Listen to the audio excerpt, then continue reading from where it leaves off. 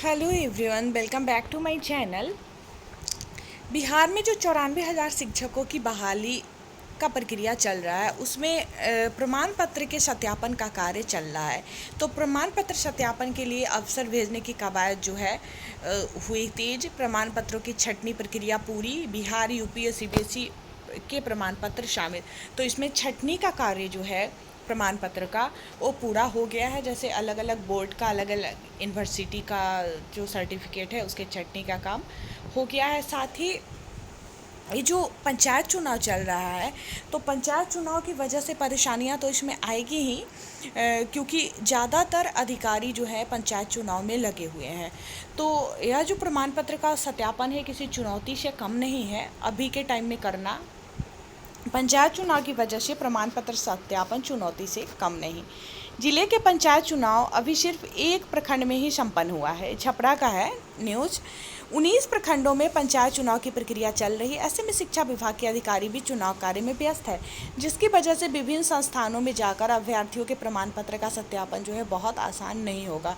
वर्तमान स्थिति के अनुसार 30 अक्टूबर की निर्धारित अंतिम तिथि तक प्रमाण पत्रों का सत्यापन चुनाव की वजह से संपन्न कराना एक चुनौती से कम नहीं है। तो 30 अक्टूबर तक का ही समय दिया गया है, लेकिन 30 अक्टूबर तक लग नहीं रहा है कि सत्यापन जो है पूरा होगा, क्योंकि बीच में चुनाव भी है और ज़्यादातर अधिकारी चुनाव कार्य में लगे हुए हैं।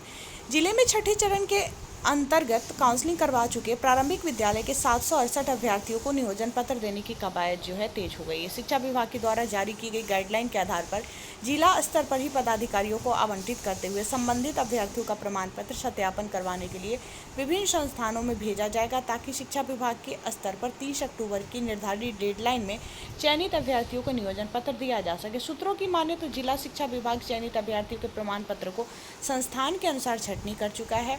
सबसे पहले बिहार और यूपी बोर्ड के प्रमाण पत्र शामिल है। सीबीएसई के प्रमाण पत्रों की संख्या भी कम नहीं है।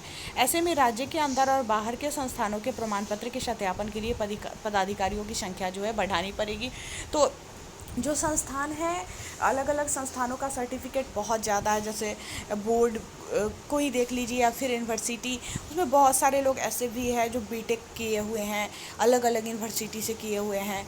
तो उन लोगों का जो सत्यापन करना है थोड़ा सा मुश्किल ज़रूर है। प्रमाण पत्रों की संख्या अधिक, 20 से अधिक अफसर की पड़ेगी ज़रूरत। सत्यापन के त्वरित गति से कार्य करने के लिए 20 से अधिक पदाधिकारियों को संस्थान आवंटित किए जाएगी, ताकि वे आवंटित संस्थानों में जाकर संबंधित अभ्यर्थियों के प्रमाण पत्र का सत्यापन करा सकें। उनकी रिपोर्ट के बाद ही नियोजन पत्र देने की प्रक्रिया जो है आगे बढ़ेगी। सत्यापन कार्य पूर्ण करने की अंतिम तिथि 30 अक्टूबर निर्धारित की गई है। मालूम हो कि 2 फेज में काउंसलिंग की प्रक्रिया पूरी हुई।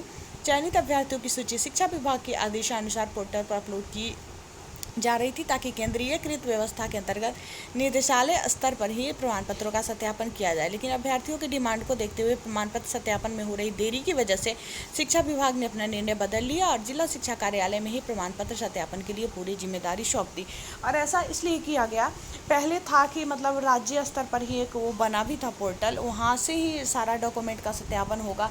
लेकिन इधर अभ्यर्थियों का भी दबाव है और साथ ही काफ़ी टाइम से भी शिक्षक नियोजन की प्रक्रिया चल रही है और स्कूलों में शिक्षकों की भी बहुत कमी है। तो उसको देखते हुए सारे ज़िले को जिम्मेदारी दे दिया गया कि ज़िले से प्रमाण पत्रों का सत्यापन हो। देखिए आगे जो भी अपडेट आता है उससे मैं आप लोगों को अपडेट करूंगी। तो चैनल पे नए हैं, पहली बार वीडियो को देख रहे हैं तो चैनल को सब्सक्राइब करके बेल आइकन को ज़रूर दबा लीजिएगा, ताकि जब भी नया वीडियो आएगा नोटिफिकेशन सबसे पहले आपको मिलेगा। वीडियो पसंद आया तो लाइक करें, हमारे साथ बने रहे। वीडियो देखने के लिए बहुत बहुत धन्यवाद।